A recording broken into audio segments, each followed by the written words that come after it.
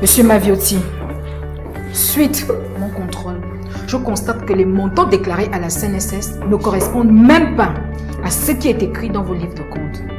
Le nombre de personnes que vous employez n'est pas exact. Je compte 30 employés de plus que ce que vous avez déclaré. En plus, vous avez 4 années de retard de paiement de cotisation à la CNSS, malgré les moratoires et les relances qui vous ont été faits. C'est exact, Madame Pambou. Entre le paiement des taxes, des impôts et des cotisations, je vous assure que nous ne sommes pas loin de mettre la clé sur le paillasson. Notre priorité pour le moment, c'est le paiement des salaires, afin de faire vivre les foyers de nos collaborateurs. Mais si dans le même temps, je dois me conformer à toutes ces charges, d'ici à la fin de l'année, nous risquons de recourir au plan social. Et cela, nous voulons à tout prix l'éviter, car ce sont quand même les Gabonais que nous employons. C'est vrai, je comprends, Monsieur Maviotti. Mais non seulement vous ne respectez pas les moratoires et les relances, mais en plus, la non-déclaration des 30 agents vous met d'emblée en situation de redressement. Et après calcul fait, vous risquez une amende de 30 millions. Vous vous rendez compte que vous privez 30 personnes de leur droit à la sécurité sociale, Monsieur Maviotti, et le droit à la retraite? Pouvons-nous nous asseoir un instant? S'il vous plaît. Ok.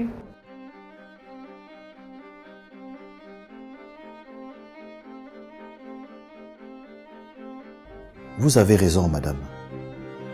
Mais avouez que c'est extrêmement difficile à gérer. Je sais, mais c'est mon boulot de vous contrôler et de vous faire appliquer la loi. Voyons, madame. Appelez-moi Charles. Nous sommes entre nous. Vous pouvez me tutoyer, ça ne me dérange pas.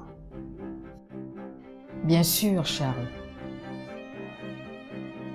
Mais je manque à tous mes devoirs. Je peux t'offrir un rafraîchissement, un jus, de l'eau ou autre chose qui te ferait plaisir? De l'eau, ça ira. Merci. Je reviens de suite.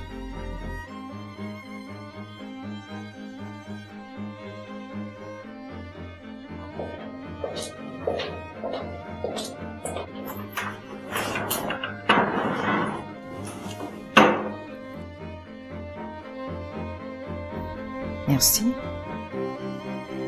Tu sais, c'est comme je te disais tout à l'heure. C'est la loi qui m'oblige à signaler ces irrégularités.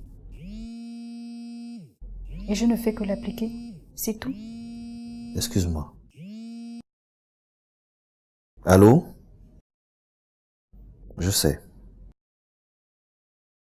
C'est combien la scolarité pour les enfants? 1 million? Franchement. On verra ça à la maison. Ah, l'école des enfants.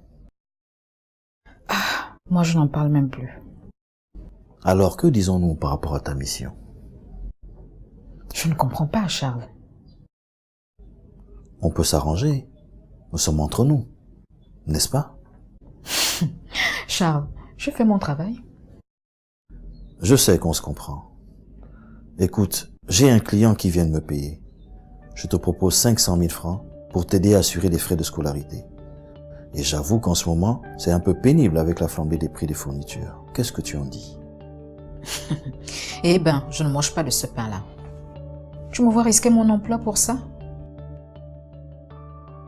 Je te donne 2 briques et tu fermes les yeux. C'est déjà pas mal. Mais un effort supplémentaire serait le bienvenu. Et je sais que tu en as la possibilité. 2 briques 5. Ah, Charles, tu es vraiment coriace en affaires, hein? Ma chère, c'est la crise. J'ai certaines charges à assumer. Bon, ok, d'accord. Marché conclu alors. Bon nombre d'employeurs ont ce comportement qui met en péril l'institution et de plus se mettent hors la loi risquant des peines administratives et pénales. Ces cas de fraude sont toujours détectés lors des contrôles aux employeurs ou suite à une plainte d'un employé et les constats établis devront toujours être régularisés. Est passible d'une peine d'emprisonnement de 10 à 30 jours et d'une amende de 100 à 500 000 francs CFA. Tout employeur qui a contrevenu aux prescriptions de la présente loi et de ses textes d'application relatifs à l'immatriculation des travailleurs, sans préjudice de l'amende, des pénalités et majorations encourues. L'amende est appliquée autant de fois qu'il y a des salaires non déclarés. CNSS, notre ambition, mieux vous servir.